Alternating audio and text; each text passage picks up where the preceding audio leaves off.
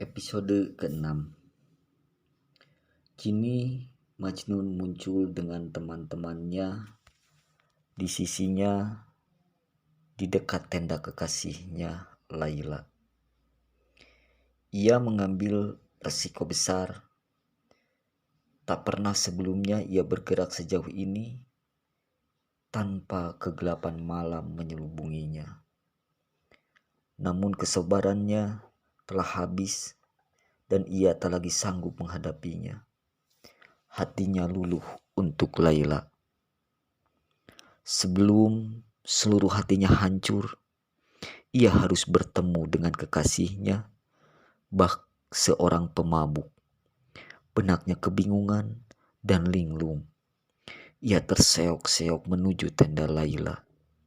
Bait-bait sajak mengalir keluar dari bibirnya. Dan tiba-tiba saja ia telah berada di sana. Di pintu masuk tenda kekasihnya, ia harus mengusap-usap matanya untuk memastikan bahwa ia tidak sedang bermimpi. Di hadapannya berdiri tenda Laila. Dan betapa terkejutnya ia ketika menyadari bahwa tirai tenda itu dalam keadaan terbuka. Dan tampak jelas sesosok gadis sedang duduk di pintu masuk. Gadis itu adalah Laila. Majnun mengeluarkan rangan yang dalam, seolah hendak pingsan. Kemudian Laila melihatnya selama sedetik yang seolah terasa berabad-abad. Mata mereka saling bertatapan. Dan dari tatapan masing-masing, mereka dapat membaca berbagai perasaan. Takut, rindu, sakit, serta cinta. Air mata membasahi mata mereka tatkala saling berkomunikasi dalam keheningan dan saling menghembuskan napas di udara yang bergerak sebagai penyampai pesan mereka. Laila merupakan sinaran matahari. Majnun adalah sebuah lilin yang perlahan membakar habis dirinya dengan api hasrat di hadapan gadis itu. Keindahan Laila bak taman mawar. Majnun bagaikan menara api yang menyala dengan kerinduan. Laila menebarkan benih-benih cinta.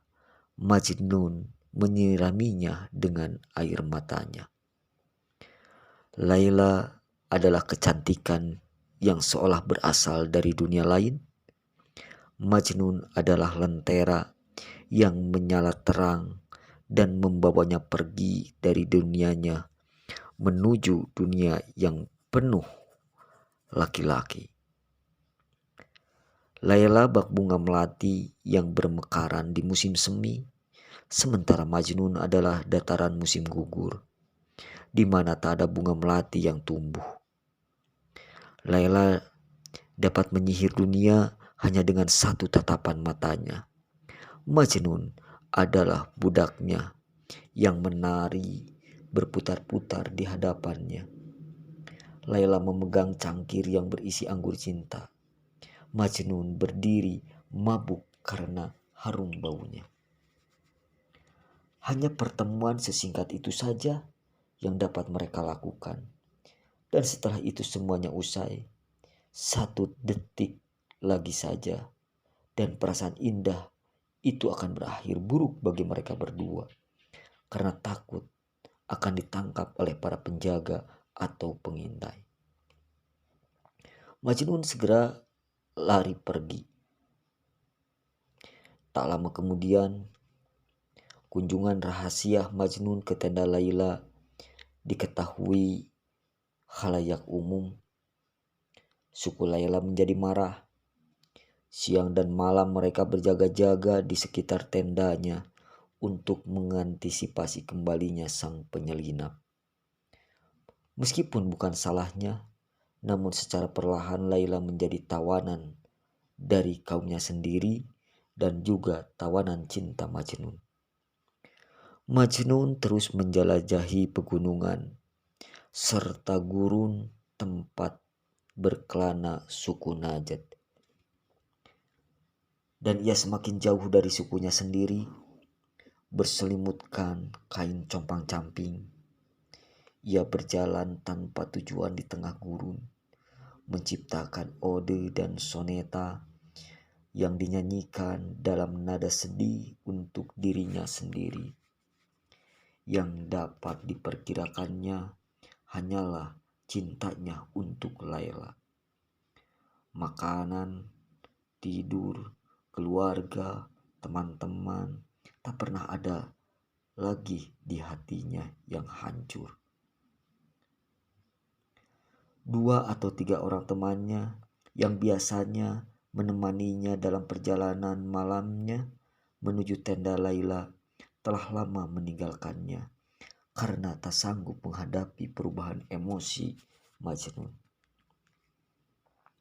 Mereka akhirnya turut menganggapnya gila karena cinta. Siapapun yang melihatnya dari kejauhan pasti akan menunjuk-nunjuk dan berteriak, "Itu dia, itu si Majnun, si gila yang dulu dikenal sebagai Quest. Itu dia si bodoh yang menimbun terlalu banyak rasa malu dan celah pada dirinya dan juga sukunya."